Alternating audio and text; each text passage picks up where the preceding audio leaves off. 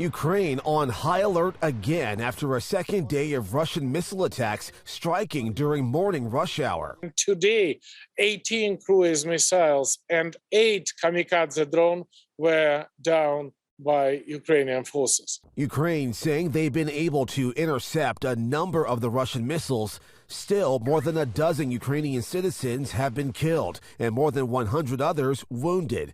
Civilian centers, parks, and playgrounds left smoldering in ruins. I just come to see how it looks like, and it's terrifying, honestly.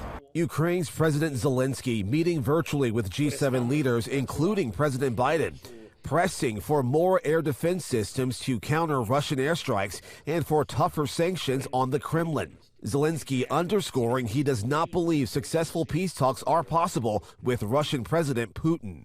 The U.S. and the G7 pledging to stand with Ukraine for as long as it takes. NATO's Secretary General says the alliance is closely watching Russia amid Putin's nuclear threats. Any deliberate attack against allies' critical infrastructure would be met with a united and determined response. Today, Putin met with the head of the United Nations Nuclear Watchdog Agency, claiming he's open to discussing concerns about the Russian-controlled Zaporizhzhia power plant.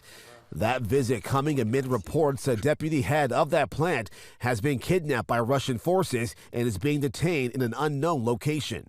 Not far from the besieged Zaporizhzhia plant, at the center of today's meeting between Putin and the UN nuclear watchdog, President Zelensky is reporting at least 7 were killed tonight in another Russian air assault. Justin Finch, ABC News, Washington.